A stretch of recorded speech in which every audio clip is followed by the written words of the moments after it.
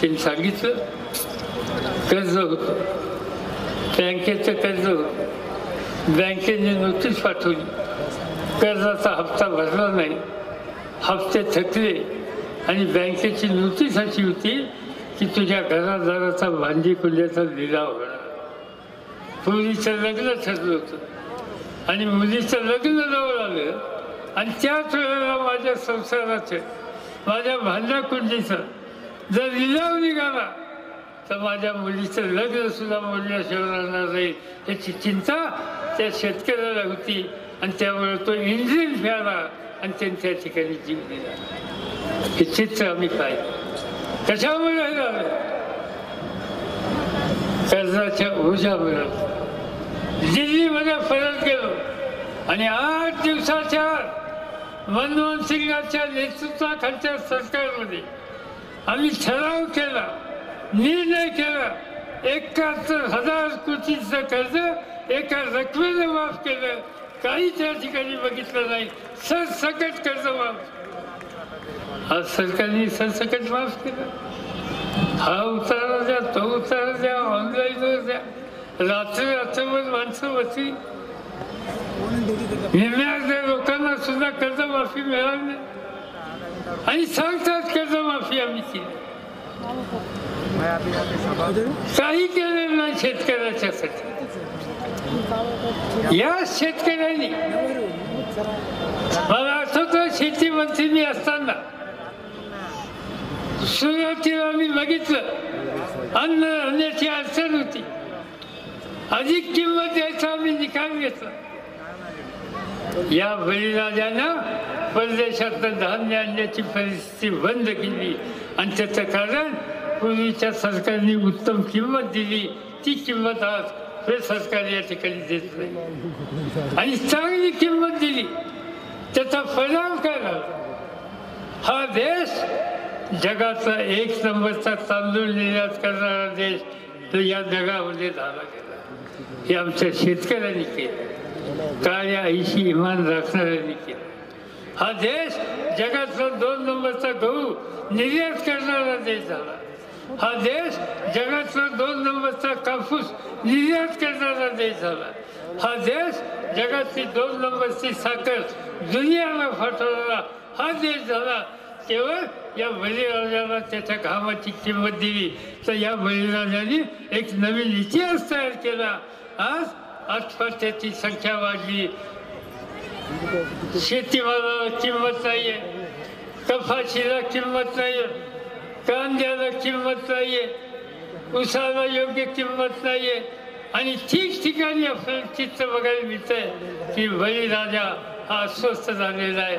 ज्या देशामध्ये 70% पेक्षा अधिक लोक शेतीच्या धंद्यामध्ये आहेत, तो जर उद्ध्वस्त झाला तर देश उद्ध्वस्त झाल्याशिवाय राहणार नाही. आणि हे पाप आज भाजपच्या राज्यामध्ये ठिकठिकाणी घडतंय. हे तुम्हाला मला बघायला मिळतं. कसं राज्य चालवत आहे ज्याचा उल्लेख या ठिकाणी केला. सुप्रीम कोर्टाचे न्यायाधीश, आज मुख्य न्यायाधीश जे आहेत ते स्वतः हजर. कशासाठी? 4 न्यायाधीश वर्तमानपत्राच्या प्रतिनिधींना बोलवतात आणि सांगतात न्यायदानामध्ये हस्तक्षेप वाढलेला आहे, न्याय संस्था उद्ध्वस्त झाली. रिझर्व्ह बँक सगळ्या हिंदुस्थानची मोठी बँक, त्याचा गव्हर्नर मोदींनी आणला, गुजरात मधून आणला. 6 महिन्याच्या आत त्याला राजीनामा द्यावा लागला आणि त्यांनी सांगितलं इथं काम करणार. रिझर्व्ह बँकेवर हल्ला, कोर्टावर हल्ला, CBI सारख्या संस्थेवर हल्ला, ज्या महत्वाच्या संस्था त्या सगळ्या संस्था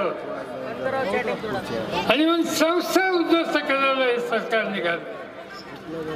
आश्वासनं खूप दिली, सांगितलं धनगरांचं आरक्षण आम्ही दिलं.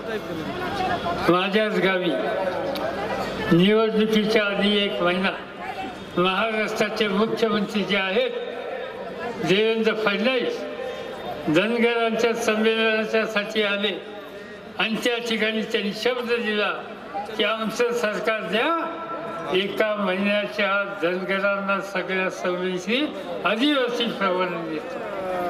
5.5 वर्ष झाली सवलतीचा पत्ता. मराठा समाजाला सांगितलं 16% तुम्हाला आरक्षण.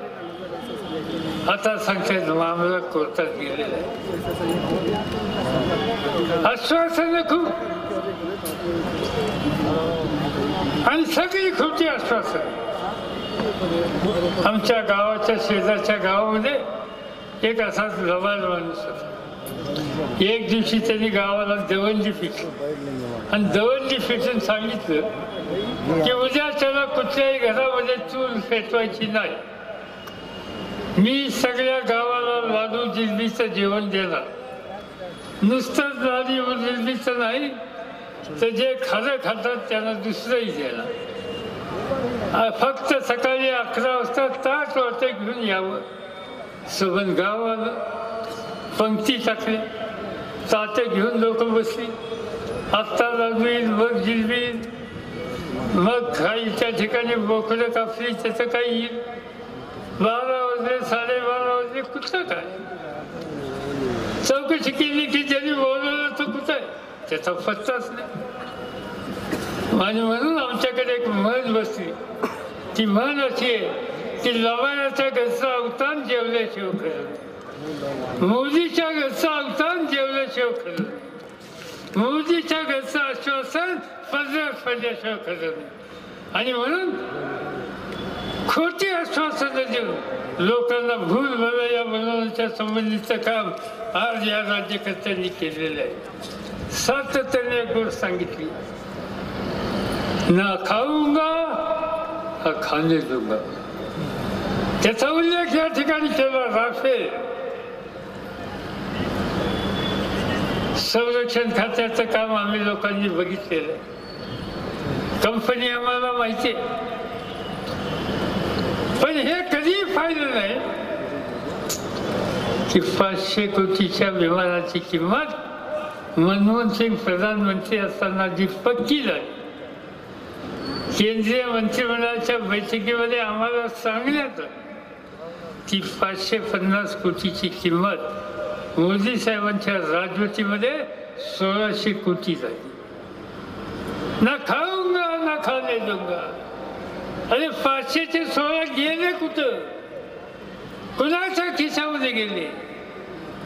आणि सांगतात की इकडून निकाल आला, कोर्टाने असं सांगितलं, त्यांनी तिकडे असं सांगितलं.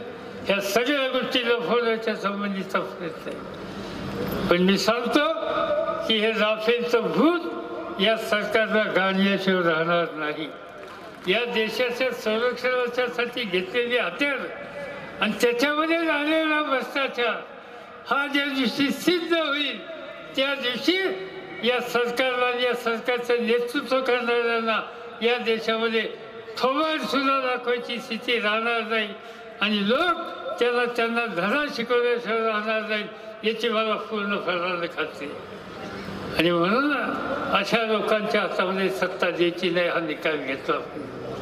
आणि त्यासाठी ही आजची पहिली बैठक आहे, ही पहिली सभा आहे. सवन महाराष्ट्राचं लक्ष आज नांदेडच्या सभेकडे होतं. सवन महाराष्ट्राला जाणून घ्यायचं होतं की सगळी व्यासपीठाची मंडळी या ठिकाणी एका सुरामध्ये एका जीवाने राहतात का नाही, बोलतात का नाही.